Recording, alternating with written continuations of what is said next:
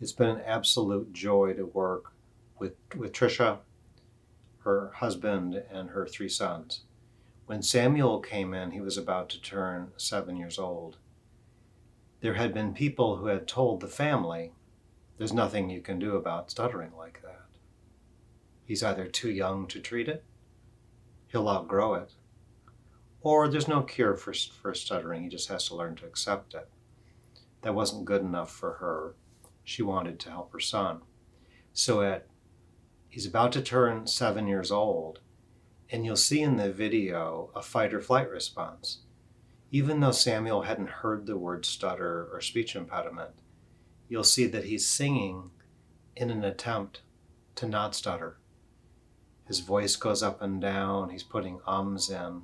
So whatever he was feeling in his body that was unpleasant, he was devising all kinds of tricks trying not to stutter. That also occurred as he was talking.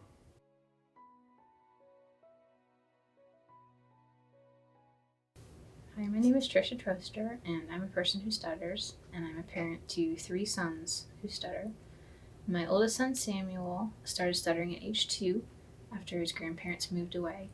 And at the time, I looked for help for him, and I even spent an hour on the phone with a specialist in another city asking for help. And the information that I received was that he was too young and that there was nothing that could be done for him until he was at least 4 or 5 years old, and that his brain would eventually catch up with his mouth and he would grow out of it and he would be fine. It was just incidental.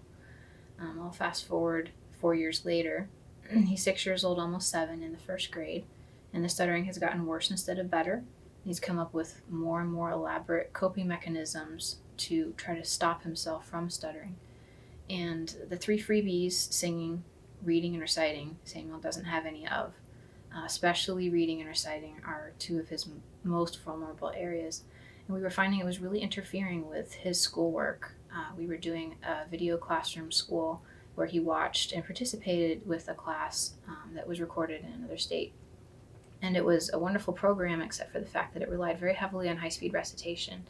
And Samuel could not keep up with the other students, and he was starting to develop a very negative self-image and considered himself stupid because he couldn't keep up with the other children. As a mom, that was really hard for me to take, and I knew we needed to do something to help him. Just reciting a memory verse for Bible class at church or school, or reading a page for his reading assignments could sometimes take hours because he was so disfluent. So we sought a local speech therapist out, and she worked with him for several months. And conversationally, she felt she was helping him. And then I showed her a video of him trying to recite also and trying to read. And she realized that it was a little beyond her depth. And she recommended that we come see Tim Mackesey, the guru. And from the minute we stepped in Tim's office, we knew that this was going to be different. This was a change, something special. And Tim's way with Samuel was just amazing.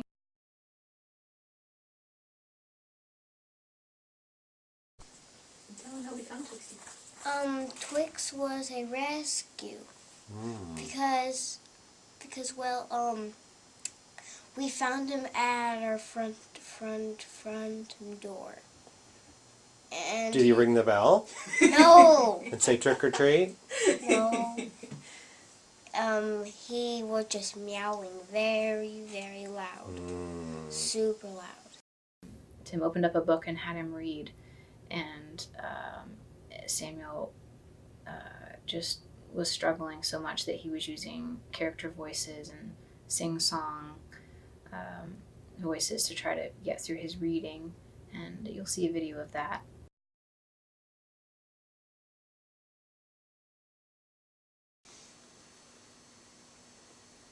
Time for bath biscuit.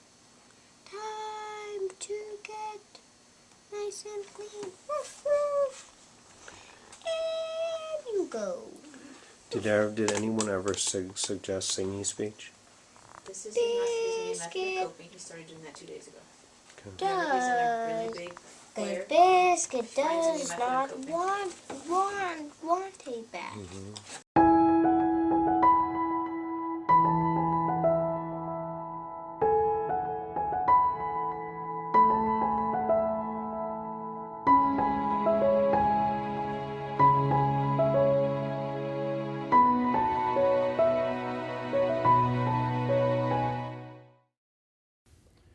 One of the things I had to do was encourage him to use his real voice. So when you have a child of that age group, he's about to turn 7, and he's trying not to stutter, and you want to take that away. You want to help him to learn something that will go with him forward. Imagine him singing in 8th grade, trying not to stutter. So what I did is I talked to him about using his big boy voice, his real voice. And then I would read in a sing-song voice as compared to my real voice. And I would ask him which voice he liked more. He said, I like your real voice. And I said, I like yours too. So Samuel committed to read in his real voice. After Tim started working with Samuel, we started concentrating especially on phrasing for his oral reading as one of the primary techniques to help him. And it was an amazing help, because with the voice broken up into phrases, he was able to realize where he should breathe, and he didn't feel like he had to cram all this into one breath or break it up unnecessarily. And marking that phrasing into his books initially was essential, and then as it got to be a habit and into his motor planning, then he was able to continue that on his own. We also have a video of him about a year later showing how he's reading with the phrasing marked in his books. The gingerbread man hopped out of the pan. He hopped out of the oven. He ran across the kitchen to the open door. The little boy ran to shut the door, but the gingerbread man ran faster. He ran out of the door and down the steps and into the road. In addition to becoming very fluent in oral reading, in dialogue, he also became very fluent.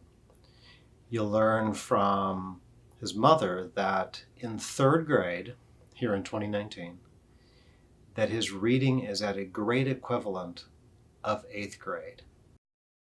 In the present day, now he's in 4th grade, and he's doing really, really well with his oral reading. And one of the things that I'm especially thankful for is that his teachers have been so helpful.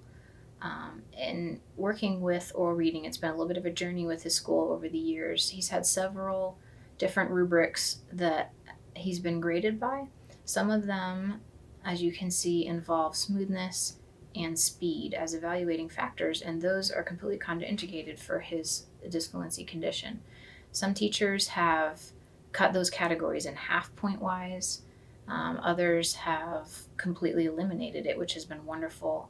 His teacher last year was willing to just completely eliminate those categories at all and grade him on other things. And that made it possible for him to get an A in reading for the first time in his school career, which was really amazing, especially considering when we got to the end of year testing, his Iowa placement tests, we found that he actually had an 8th grade reading level.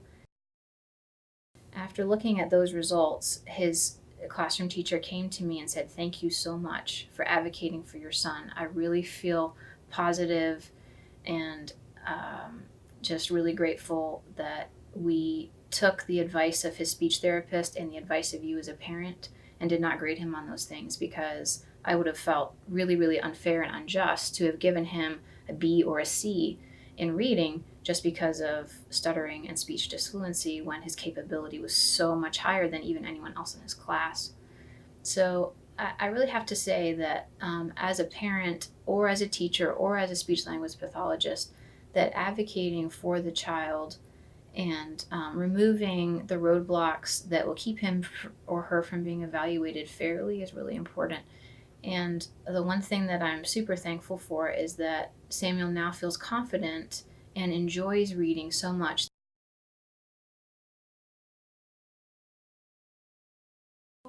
Good, Samuel. Nice and loud. Many flocked to the west to claim land on the plains. Among them were freedmen and even some single women and widows. Some of these people owned land from the first time of their lives. Railroad companies also sold land cheaply along the tracks. Word spread in Europe about the land for sale in America. Immigrants from Europe came to America to buy land in the West. Good. In the previous video of him and his reading, you can see that he has his hand in the air and he is ready and eager to read in front of others, because we want as the goal for our kids to be willing and eager to participate and to not see their stuttering as a disability, but something that they are overcoming and something that they can thrive through. And I'm so thankful for just the guidance of Tim and Sarah and their whole team on supporting us and helping us to reach that point in Samuel's journey. And we're excited to see what he's going to do in the future. I am Samuel, and I am 9 years old, and I am in fourth grade. And I became stuttering when I was 2 years old. I started speech when I was 6. Miss Carrie helped by recommending Mr. Tim. Mr. Tim was different because he taught me by example and showed me how to help myself. I learned by using the Chinese finger trap and using fake bumps. For reading, first I had to start using my real voice instead of singing. I learned that the secret to calm reading is calm thinking and calm breathing. I learned smooth reading by marking phrases in books. Then it became a habit without markings. I found it helps to read together with others sometimes. It also really helps I'm being graded on speed smoothness. Now I still have a few bumps and but I still feel really confident because my teachers have been patient and fair. Since I don't have to worry about being marked for stutters, I can relax and enjoy reading to my classmates and my little brothers.